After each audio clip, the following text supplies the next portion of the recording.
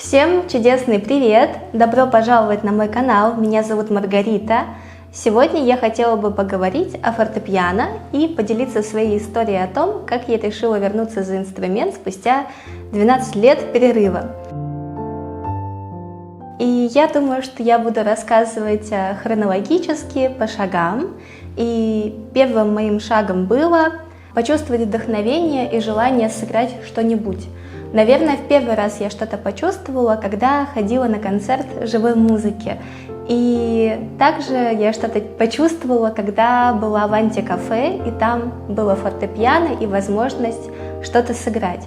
Это было спустя 10 лет после того, как я бросила музыкальную школу. После двух этих событий я почувствовала то, что меня снова тянет к инструменту. А затем я что-то почувствовала в 22 году. Мне захотелось показать мужу сериал, который он еще на тот момент не смотрел. Тогда это был даже еще не муж, парень.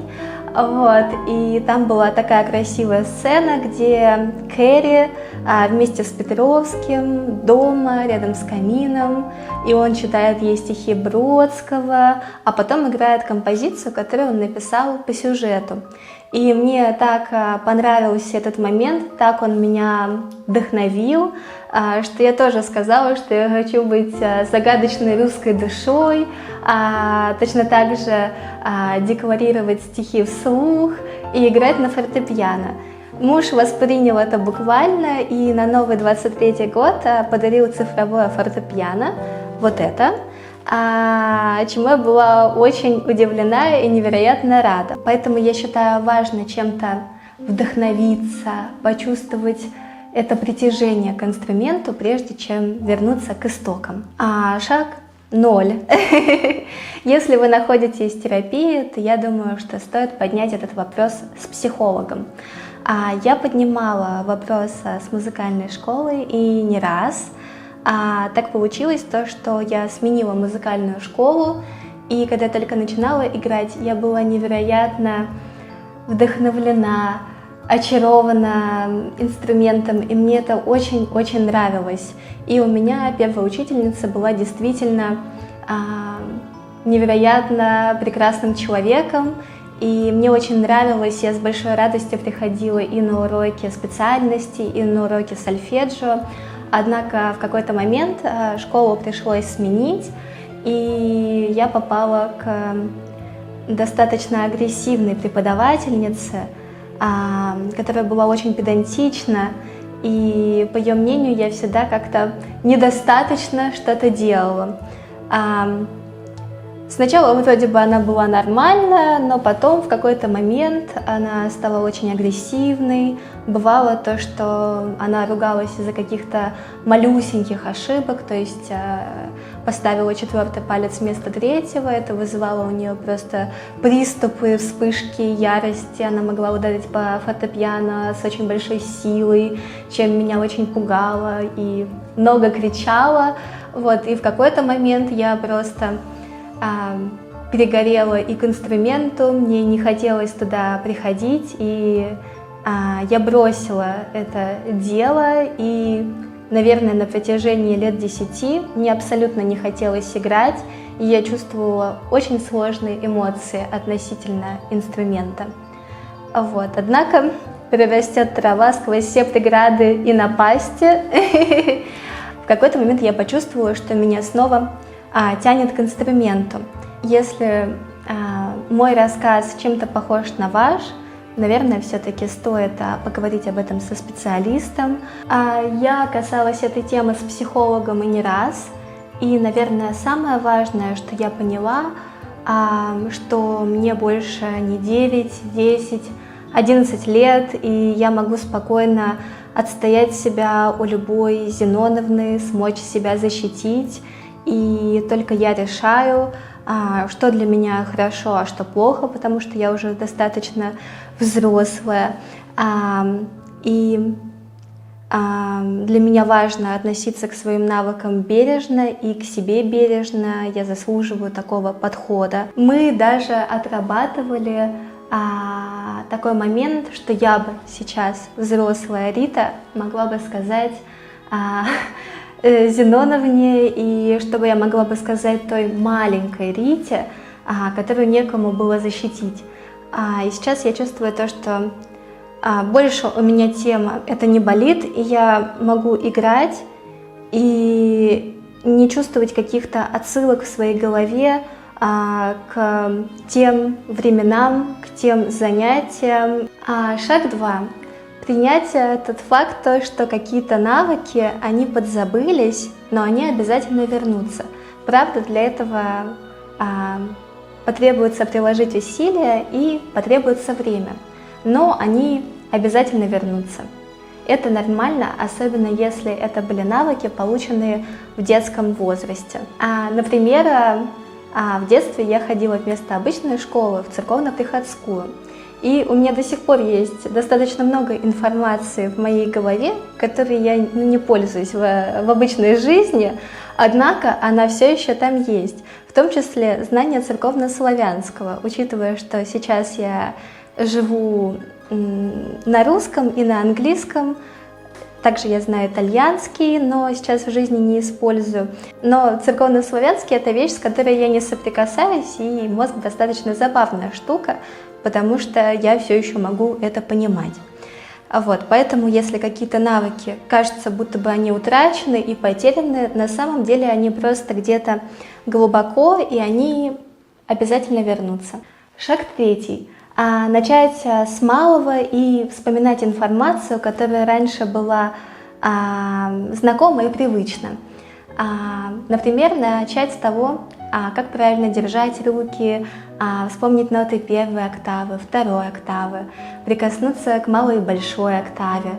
В моем случае я вернулась за фортепиано в январе 23 года, уже прошло год и почти 8 месяцев на данный момент, когда я снимаю это видео. И первый раз, когда я начала играть, у меня было ощущение, будто бы я все забыла. Это на самом деле очень грустное ощущение, но на самом деле это неправда. Оказалось то, что информация, она хорошо восстанавливается, и на это тратится меньше времени, чем учить что-то с нуля, тем более во взрослом возрасте. Какое-то время мне пришлось потратить на то, чтобы вспомнить правильное, хорошее положение рук, освободить кисти, чтобы они не были зажатыми, не топырить мизинчик,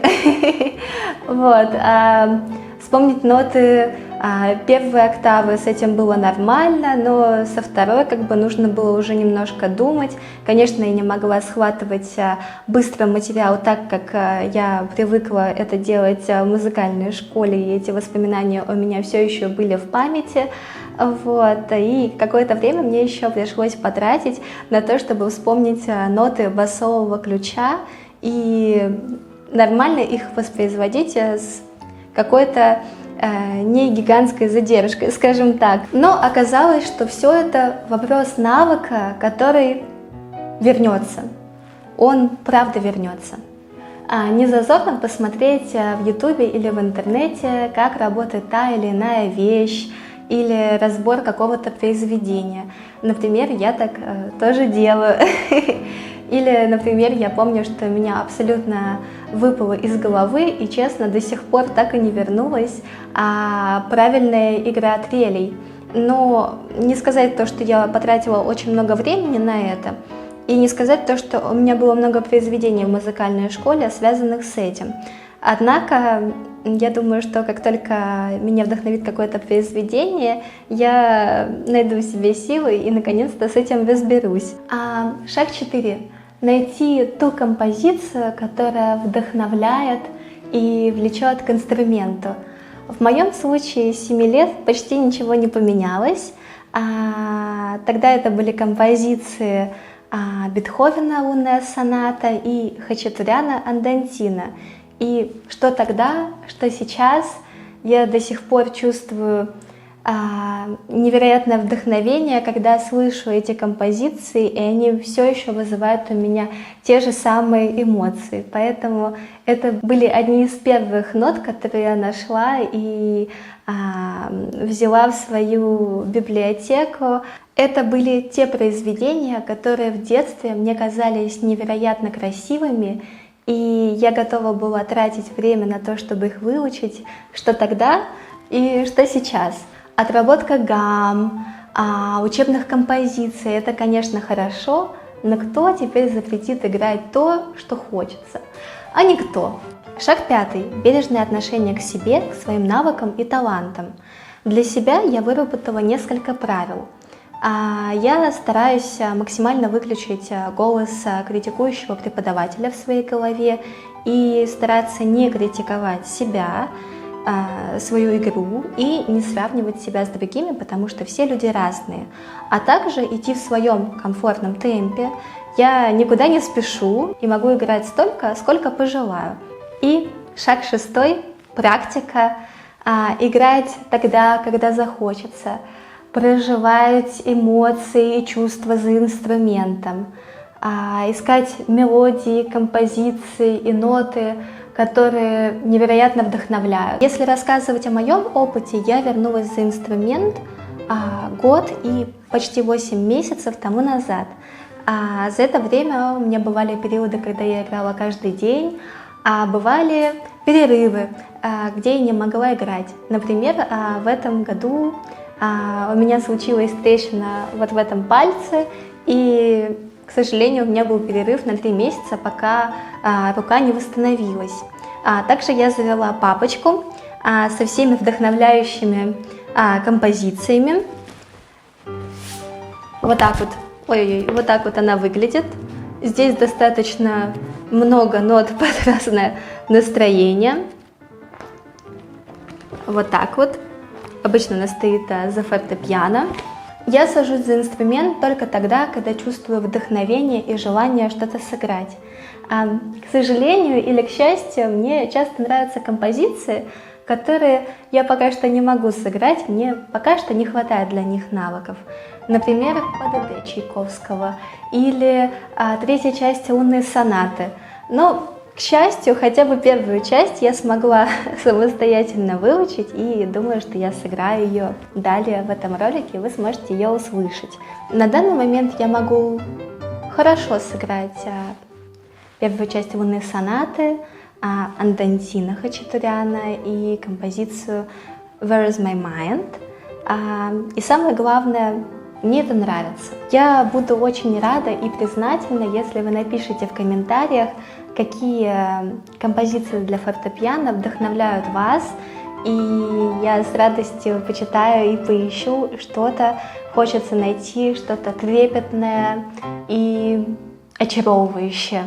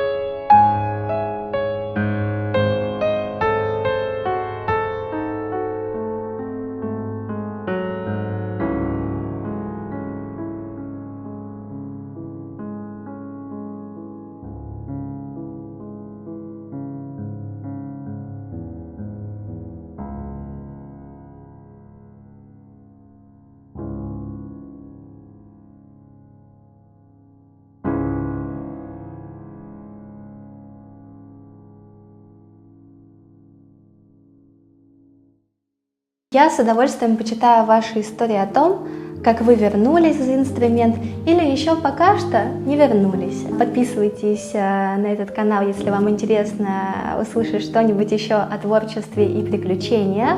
Желаю всем неисчерпаемого вдохновения, легких прикосновений и музыки, разливающейся в самые потаенные уголки души. Встретимся в новых видео. Пока-пока!